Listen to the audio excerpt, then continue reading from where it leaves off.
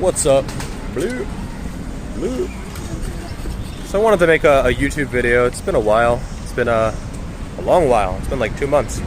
Been focusing on other stuff. Quora, Instagram, the website, all kinds of stuff.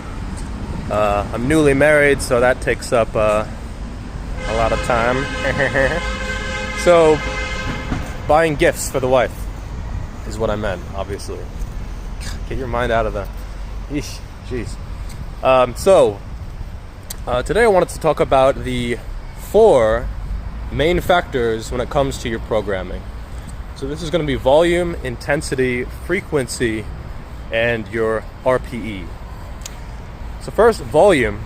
Volume is how much you are doing.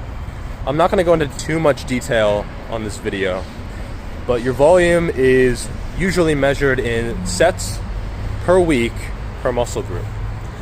So let's say you do 3 sets of bench press on Monday, and then 4 sets of incline press on Thursday. That's 7 sets per week. So that's 7 volume units for your chest. Hello. So how important is volume? This is something that's come up a lot actually recently. There's been some drama about this recently, late December 2019. And honestly, it's really individual. Some people do well off of like 1 or 2 hard sets per muscle group per workout. Other people are recommending 5, 10, 15 per workout. And honestly, it's so individual. It really is. Arms. Doing a front raise with the camera. My rhomboids. Honestly, this is so individual, and it's something that you're gonna have to figure out for yourself. If a coach gives you a training plan and they don't ask you about your training history, then they are a crappy coach. Just because it is so individual. Some people can handle a lot of work and they do well off a lot of work. Some people can handle a lot of work, but they don't do well, they don't improve. They're just sort of surviving. Other people, they improve really well off of low volume. And it's honestly, it's something that you have to experiment with. Arnold Schwarzenegger, he used to do 40, 50, 60 sets per workout. Just, I mean, his workouts were like 2 hours at least. Serge Nubret, another guy from that time, who I think actually had a better physique all around than Arnold did. His workouts were 5 hours. 5 hours long. Taking 30 seconds to a minute rest between sets. He was doing, I don't know how many sets he was doing per workout, but it was a ton. Some people do really well off of high volume. But someone like Dorian Yates, he's doing 1 set to failure per exercise. So he's doing, maybe 6 to 8 working sets per workout. And they're both Mr. Olympias. Serge wasn't, probably should have been, but he wasn't. But Arnold and Dorian were both Mr. Olympias, both on steroids, both incredible physiques, both icons, both legends, both awesome people. But their training was completely different, almost complete opposites. So despite having a lot in common, their training was very, very different. So you're gonna have to figure out what works for you. Are you an Arnold? Are you a Dorian? Are you somewhere in the middle? How much do you need? How much do you want to do? Do you like spending a lot of time in the gym? Are you busy? There's a lot of factors when it comes to your volume. Another factor is the muscle group. The bigger the muscle group and the more exposed it is to muscle damage, the lower the volume is going to have to be. Something like your side delt or your rear delt is going to be able to take a lot of sets. Like you could do 10 sets for your rear delts in a workout, and they'll blow up. They'll do really well. They'll not only survive, but they'll thrive. If you do 10 sets of Romanian deadlifts for your hamstrings, you're gonna be messed up. If you're lucky, you'll take a week to recover. If you're unlucky, that hamstring is coming off the bone, baby. So a lot of it is based on the muscle group. If you do 10 hard sets of squats to failure or close to failure, it's nothing like 10 sets of bicep curls. Like they're not even in the same realm in terms of recovery. The squat is working like 50 to 60% of your musculature in your body. The bicep curl, especially if it's like a preacher curl on a bench, cheeky bicep shot. Hey, he likes it. Especially if it's a preacher curl and it's, you know, almost, or a machine curl, even worse. It's like 10% of your muscles, or maybe 5%. It's just like meaningless in terms of recovery. And so you can do a lot more. It won't affect your hormones. It's a lot less damage to actually repair. And so this is something that you're gonna have to be aware of. The second one is gonna be intensity. Let's talk about intensity. This is just the percentage of 1 rep max. That's all it is. Percentage of 1 rep max. It has nothing to do with like, intensity, baby! Yeah! Nope. Just the percentage of 1 rep max. So if your 1 rep max is 100 kilos, then an 80 kilo lift is 80% intensity. It doesn't matter if you get 1 rep and it's super easy, or you get 10 reps and it's really hard. That's just the intensity. That's how it's defined in the literature. Alright, so I was crossing the street and it's loud as shit. So, is intensity important? Well, yes, it's pretty important. If you're just lifting the bar on bench press, don't expect any kind of results. In general, below 50% is not going to be particularly useful. They've done studies where 30% to failure gets the same muscle growth, easy for me to say, as 80%, but realistically, don't do sets of 30% to failure. I mean, I like you. You seem like a nice person. Don't put yourself through that. Like, don't do it, guy. Have you ever done a set of 30% to failure? That's like 100 reps. At least 60 reps. I mean, don't do it. You'll get growth from like the pump and the lactic acid, but there's just not really enough tension on the muscle for long-term growth. Realistically, I'd say the very minimum level for gaining muscle is going to be 50%, 60%. 60% is where you're sort of in business. And how much is 60%? Apart from being 60%, generally this is going to be a weight that you can do to failure for 20 to 25 reps. If you're doing a set of 25 reps to failure, the first 10 to 15 are pretty easy. So you're probably not even really getting that much out of it. I'd say the sweet spot for size is going to be 70 to 80%.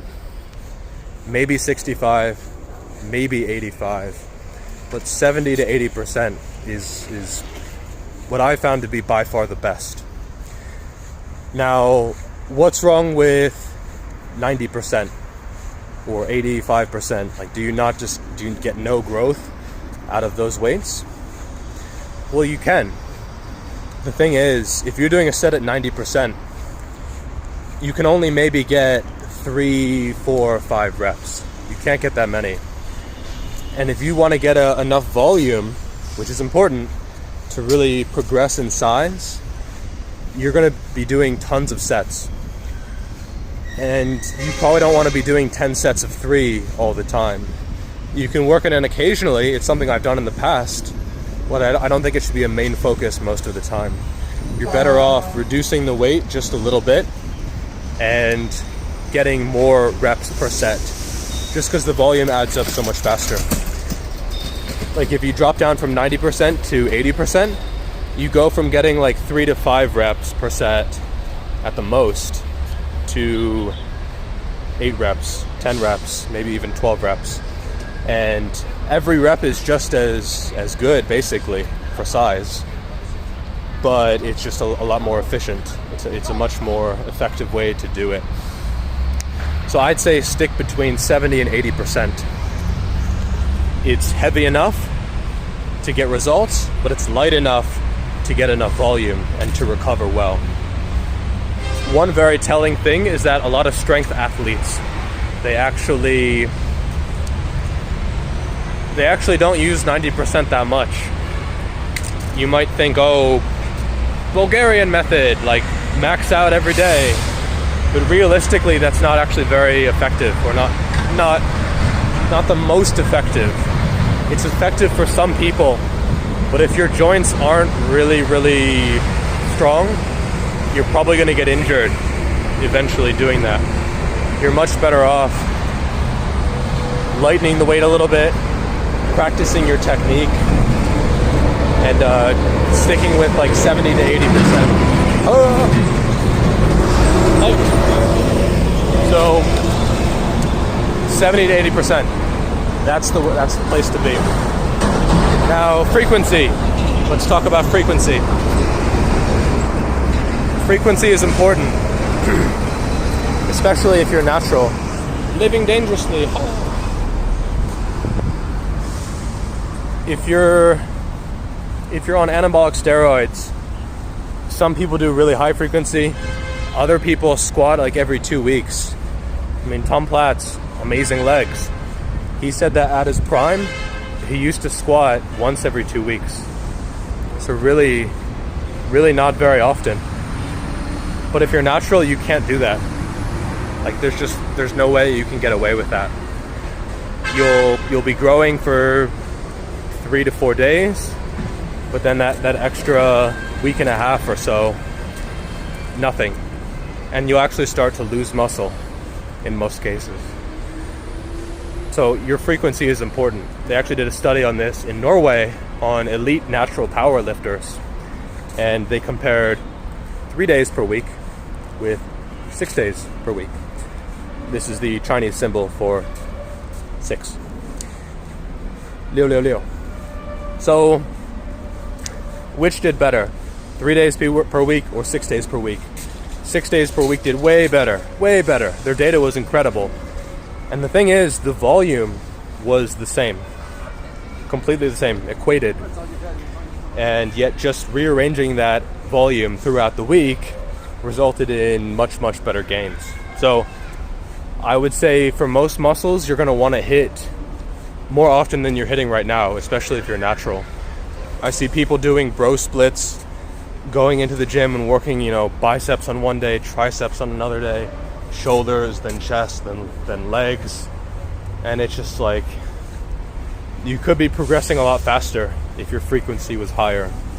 You could even probably do less volume and spread it out and get better results. So again, this is going to be muscle group determined. Something like the rear delts, you could work your rear delts almost every day.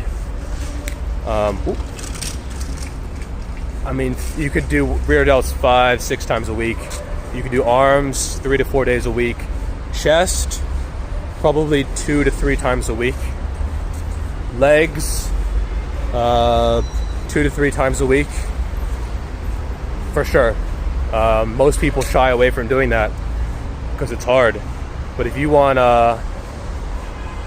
thunder thighs of glory, it's something that it's probably a good idea if you're natural. Again, if you're on steroids, anything works. Anything works. A lot of trainers who have used them, they're clueless. They have no idea. They have no idea what it means to actually work for your muscle, just because they never had to. It's just they pop some pills, they and then they woke up like Spider-Man and they was just there. And so they never actually had to experiment with their training and learn these techniques for themselves. And they're not going to be able to teach you if they never learned, that's for sure. The final one is going to be RPE. So RPE is rating of perceived exertion. And this is sort of like the newest of these factors. Intensity, volume, frequency, we've always had those. They've been around for decades and decades. RPE we haven't really been measuring for very long. It's sort of new in a lot of cases, and just even in the last like 5 years, when I started training, RPE wasn't really please don't hit me. RPE wasn't really a thing. It wasn't. I had never even like heard of it when I started training. And this is basically how far away from failure you are. So if you're doing sets on the bench press, and let's say you're using 80 kilos and your max is 100. If you get 10 reps on the first set, and then you try the 11th rep, and you know you're pushing it, and you fail. You fail that. She just gave me a weird look. I deserve that. But you fail the 11th rep. You're going for it, but like you just can't get it, and then the bar lands on you, and then you have to roll it off of you, and it's embarrassing. I've had that happen. The next set, you might only be able to get like 6 reps, just because you're so fatigued, you're so exhausted from that all-out set. Then the next set, you might get like 5 reps, then maybe 5 reps again, then 4 reps for the last set, just because you're so fatigued from that initial set and actually going to failure. If you hold back a little bit on that first set, let's say you only get 8 reps on that first set. The second set, you might get 8 reps again. It's harder, but you might still be able to do it. The third set, you can maybe get 8 reps again. Maybe. It's harder, even harder, but maybe you can do it. The fourth set, you push really hard, but you can get those 8 reps. It's harder, the RPE is higher, but you can do it. The final set, you might even still be able to get 8 reps. So by holding back a little bit in that initial set, you can actually get more volume. So 5 sets, 8 reps, 40 total reps. The initial one, the 10, 6, 5, 5, 4, I think, it's probably like 30 reps. Okay, so that difference in volume is going to be significant over time, and that could actually get you better results. In some cases, some people respond really well to just higher volume, no matter what, going to failure, not going to failure. Other people do well off of the failure. And so again, you're going to have to figure out what works for yourself. Know thyself. Know what works for you. And again, if your coach doesn't ask you about this, then they're a bad coach. Because everyone's individual, and all of these factors are really important. And so, to recap, volume, intensity, frequency, and RPE.